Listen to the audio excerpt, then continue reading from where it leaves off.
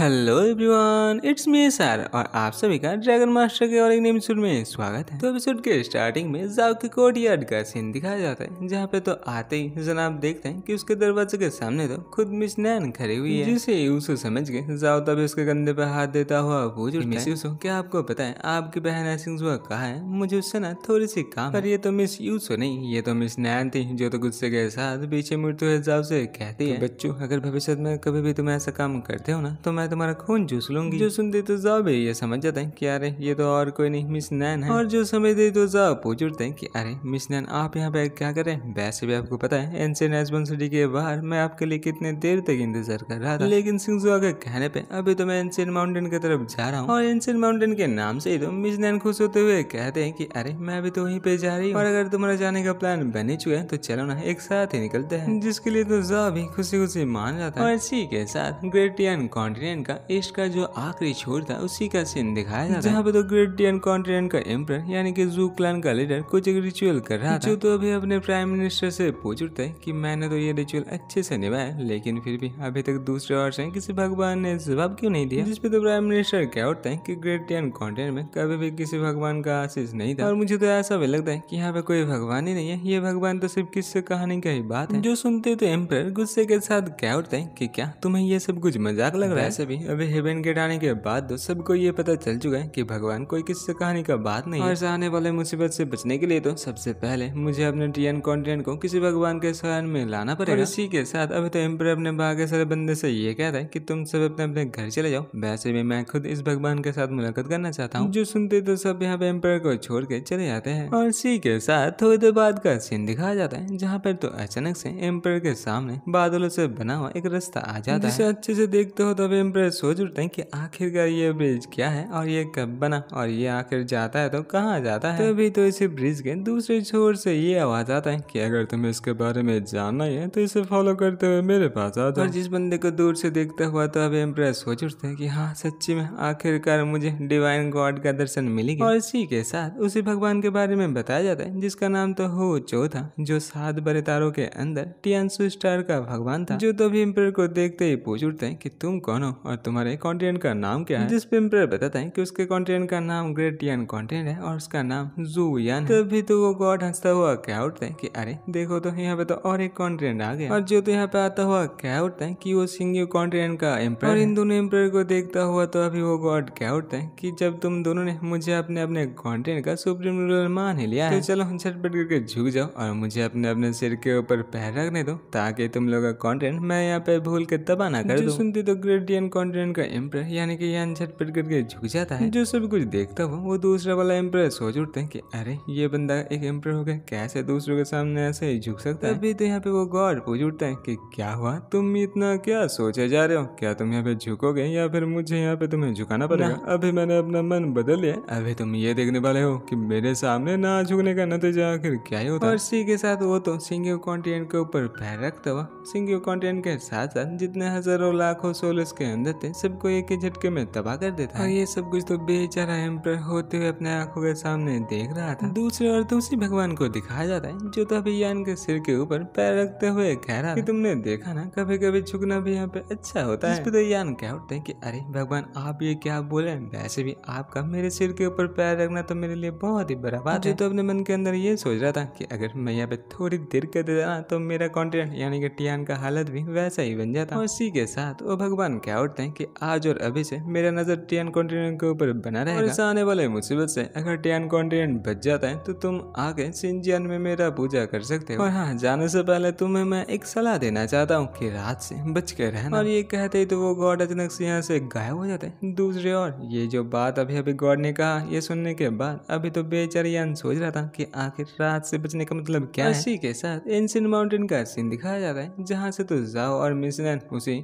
सियांग्यू continent को टूटता हुआ देख रहा था। जो देखता हुआ तभी जाओ पूछ उठता है कि आखिरकार ये क्या हो रहा है? जिस पे मिस नैन क्या उठते हैं कि ये कोई बड़ा बात नहीं है, ये पहले भी हो चुका है, कोई गॉड या फिर गॉड के पावर लेके किसी कॉन्टिनेंट के अर्थ बैन रेलिक को तोड़ रहा है। ठीक है साथ मिस नैन तो जाओ को अभी एक बड़ा सा कॉन्टिनेंट दिखाता हुआ कहता है, जाओ तुम उस दूर तैरते हुए पर्वत को देख रहे हो, ये भी कभी कॉन्टिनेंट हुआ करता था और अर्थ बैन तबाह हो जाने के बाद वो कुछ अभी ऐसा दिख रहा है। जिसपे तो जाओ शर्माते हुए क्या उठता है कि ये किसी भगवान का नहीं, ये तो उसी का काम है क्योंकि लिंचुआन में आने से पहले जाओ ने तो इस यार्ड बहन को तोड़ा था। और हाँ, ये तक था। इसी के साथ ये वाला एपिसोड होता है खत्म। अगर आप लोग को ये वाला एपिसोड अच्छा लगे लाइक कमेंट और सब्सक्राइब करते जाना। अगर आप लोग इसका नेक्स्ट एपिसोड देखना चाहते हो तो चैनल में बने रहो, क्योंकि अभी तक इसका कोई नया एपिसोड आया नहीं। जब आएगा मैं अभी झटपट करके उसे एक्सप्लेन जरूर कर दूंगा।